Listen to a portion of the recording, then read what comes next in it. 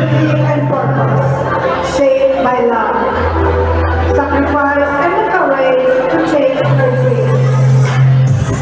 She graduated as a graphic designer, a certified nail artist. She attended and completed 6 short courses in Cyprus as an athletic, runner, track and field. From young age, she's still dreaming to run and compete in any marathon when she gets a chance. Her struggle and present with the situation challenge her passion and purpose in life. Her life experience gives her a valuable lessons. Our happiness is not completely dependent on the items we possess or the circumstances present in our life. She believes that it's how we choose to face the world every day. That despite the obstacles and challenges we are facing. Ladies and gentlemen, once again, candidate number 5, Maricel Colomas Coronel.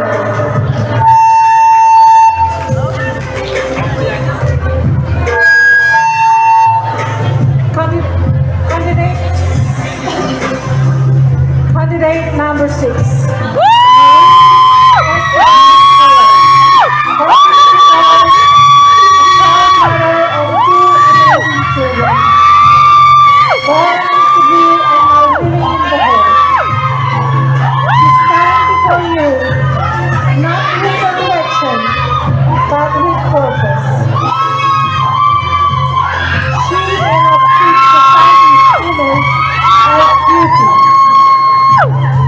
But she carried the strength, love, and courage of a mother.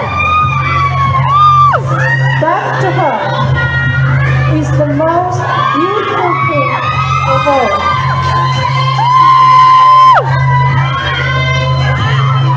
Today, she shines not for what's on the outside, but for the heart that never gives up. The smile that stands through struggle, and the faith that keeps her going. Once again, candidate number 6, Maurice Esther Polo, reminding you to be kind, stay strong, and never forget, with God, you are already enough. Ladies and gentlemen, candidate number 6, Maurice Esther Keller.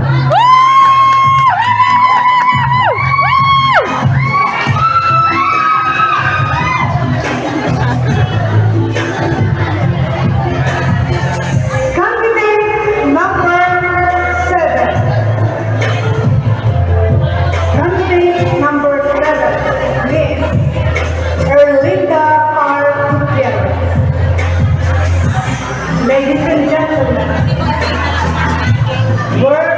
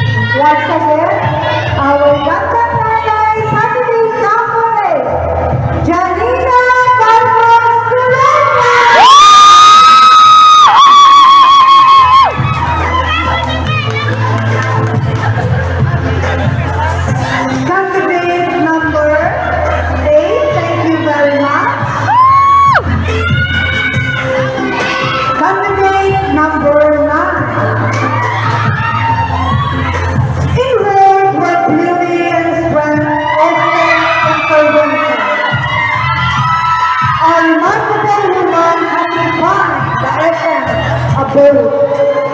Let us meet Lani Andan, 44 years old, from province of Corona, Nueva Vizcaya. She was two adults, wonderful children, including her daughter, who is 27 years old, and her son, who is 16 years old.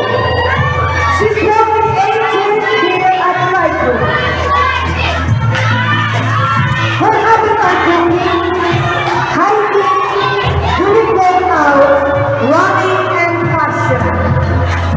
She's a devoted single mother who has perfectly navigated the challenges of solo parenting, but also emerged as a beacon of inspiration in the competitive world of beauty pageants.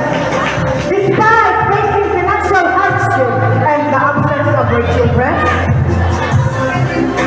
Aboriginal mother, her determination and love for her children is brewing in the every step. Balancing work, parenting, and personal inspiration. She exemplified the true essence of realism. She chose the color red of her gown because she believes the red is a very powerful for her strong personality. Affection grabbing that exudes confidence, glamour, and sophistication. She believes that everything is possible for her, just work hard to achieve your dreams in life and always have faith in God. Ladies and gentlemen, the lady on red, candidate number 8, Miss Lani Andan. Number 9, I'm sorry. Thank you, candidate number 9. The last contender, our candidate number 2. A proud mother of two traditional children. She is simple, humble, patient, and loving mother. As she believes that the mother's love is one of the heart. It's unique and pure. A love that sacrifices a lot for the sake of the family. A love that is incomparable. It's his first time to join this kind of contest.